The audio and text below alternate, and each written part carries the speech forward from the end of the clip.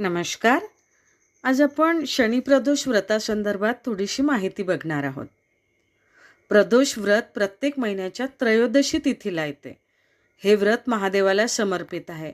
असं म्हणतात की समुद्र मंथनाच्या वेळी महादेवाने जगाचा उद्धार करण्यासाठी विष पिले. तो दिवस त्रयोदशी होता.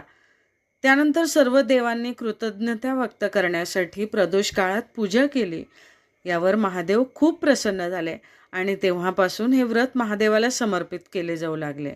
आजही या व्रतामध्ये प्रदोष काळात महादेवाची पूजा केली जाते. प्रदोषाचे महत्त्वही दिवसानुसार बदलते.